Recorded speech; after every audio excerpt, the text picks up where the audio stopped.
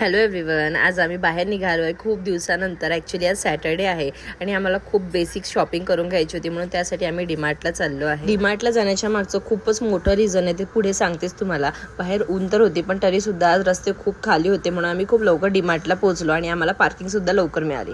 त्यानंतर प्रीतमला आईस्क्रीम खायची होती. थोडी ऊन असली की असं वाटतं काहीतरी थंड खावं, म्हणून प्रीतमने इथे मस्त त्याची आईस्क्रीम एन्जॉय केली. अव्यूने आईस्क्रीम खाण्यात अजिबात इंटरेस्ट नाही दाखवला आणि मला सुद्धा थोडं गळ्यात दुखत आहे, त्यामुळे मी सुद्धा आईस्क्रीम काही खाल्ली नाही. डीमार्टमधनं ट्रॉली घेतली आणि त्यानंतर आम्ही निघालो शॉपिंग करायसाठी. आजकाल डीमार्टमध्ये अजिबात काही व्हिडिओ वगैरे घेऊ देत नाही, त्यामुळे मी सुद्धा आज अवॉइडच केलं. त्यानंतर अव्यूला छान त्याच्या ट्रॉलीमध्ये बसवलं. तो खूप एन्जॉय करतो आणि थोड्या वेळानंतर त्याचं लगेच आई सुरू होतं.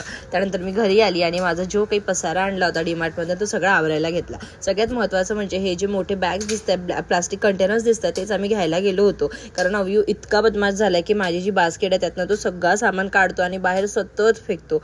म्हणून आम्हाला हेच दोन जे मेन कंटेनर्स आहेत आणि त्याबरोबर बेसिक शॉपिंग ते करायचं होतं. त्यानंतर घरी आली. ऑलरेडी डाळ वगैरे मी भिजवूनच गेली होती, कारण मला आज रात्री डिनरमध्ये करायचे होते अप्पे. तेच मी करून घेतले. अप्पे खूपच सिंपल तरीकेने मी बनवते, पण मी डायरेक्ट त्यात वेजीज नाही घालत. मी ते थोडेसे सॉते करून तेलात असे वेजीज घालत असते आणि ते खूप टेस्टी वाटतात. त्याचबरोबर मी चटणी न करता सांबार बनवला होता, कारण आम्हा सगळ्यांना अप्पे बरोबर सांबार जास्ती छान वाटतो. अव्यूला सुद्धा त्याच्या प्लेटात दिलं होतं, पण त्यांनी खाण्यापेक्षा जास्ती फेकण्यात इंटरेस्ट दाखवला.